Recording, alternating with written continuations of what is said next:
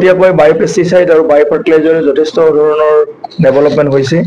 Assam agriculture ইউনিভাৰ্চিটিও আমি ইতিমধ্যে কেইবাটাও প্ৰডাক্ট ৰাইজৰ মাজত উলিয়াই দিছোঁ আৰু নতুন নতুন যিখিনি সম্ভাৱনা, এই সম্ভাৱনা বা গৱেষণাবিলাক কি ধৰণৰ হৈ আছে গোটেই ভাৰতবৰ্ষতে।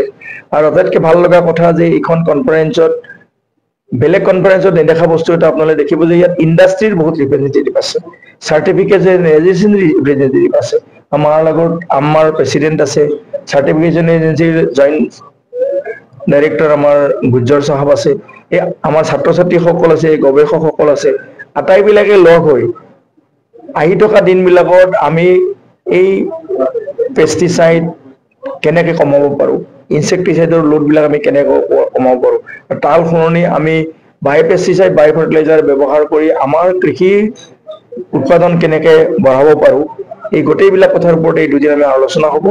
আৰু আলোচনা হোৱাৰ পিছত আমি দেখিম যে 5-6 বছৰৰ ভিতৰতে অসম তথা ভাৰতবৰ্ষত পৃথিৱীয়ে চাব আমাক যে য়েছ, ইণ্ডিয়াই বহুত কিবা কিবি কৰিব পাৰে আৰু অসমেও বহুত কিবা কিবি কৰিব পাৰে, আৰু সেইকাৰণে এইখন আজি আমি ইয়াত।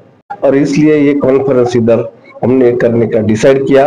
असम एग्रीकल्चर यूनिवर्सिटी उन्होंने बहुत सारा योगदान दिया है ये कॉन्फ्रेंस लेने के लिए। हमारे इंडस्ट्री, रेगुलेटर, स्टेक होल्डर्स, ये सब जो है ये कॉन्फ्रेंस में आए हैं और किसानों के लिए बहुत महत्वपूर्ण ये कॉन्फ्रेंस हो जाएगी। इसके बाद जो है यहाँ की जो प्रॉब्लम है, केमिकल रेसिड्यू की प्रॉब्लम जो चाय में आती है, हमारे धान में आती है, उसकी कम हो जाएगी और हमारी लागत जो है वो कम हो जाएगी और फसल बढ़ेगी, ये हमारा मानना है।